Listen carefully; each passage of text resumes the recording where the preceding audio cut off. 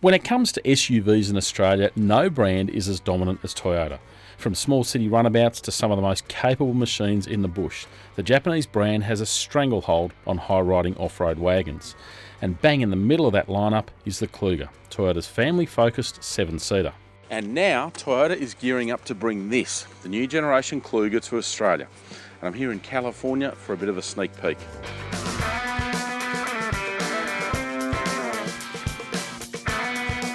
Bigger and bolder than before, when the new Kluger arrives here in March 2014, it'll compete with the likes of the Ford Territory, Hyundai Santa Fe, Kia Sorento and Mazda CX-9. First things first though, and you never actually will see a Kluger in the United States. That's because here it's called the Highlander, but it's exactly the same car. Now, speaking of things that are the same, the 3.5 litre V6 engine also hasn't changed for this generation, so not such a bad thing. It's a 201 kilowatt unit. Does go pretty well, especially when you get into it. It also revs very cleanly and smoothly. But what has changed is the transmission. So gone is the old school 5-speed and in is a standard 6-speed automatic. So a little bit better in terms of performance and also economy. Not that you'd exactly call the Kluger an economical vehicle. We've been doing mainly freeway driving and country roads and using somewhere between 12 and 14 litres 100. So you will be a regular visitor to the servo. Now, over in the States, this car is also available with a 4-cylinder engine and a V6 hybrid, so electric power to save fuel. But neither of those engines are going to be available in Australia. On the road, and the new Kluger is certainly a big step up. It's a lot more convincing than the last one. Really quiet and refined like the last one, but probably again takes that up another level.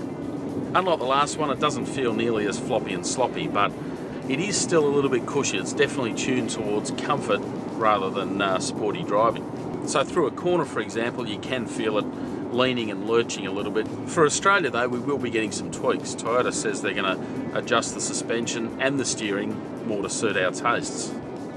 All of which is a good thing, because while the steering is light, so it makes it easy to manoeuvre around town, it's not exactly consistent at freeway speed. So you tip into a corner, you're sometimes trying to figure out what it's doing.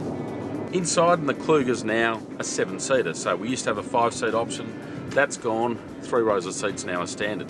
As for pricing and what you get, well, it's going to be priced from about $40,000, which is similar to what the current car is.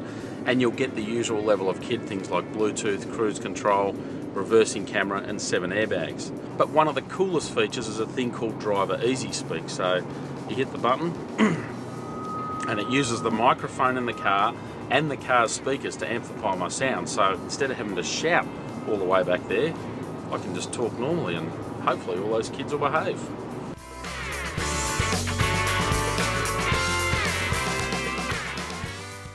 And in many ways that defines the latest Kluger. Unlike Toyota's more rugged off-roaders, this one is more about keeping the family happy around town. Now sure, it could do with a more frugal engine, a hybrid or even a diesel, but otherwise it pretty much nails that family brief.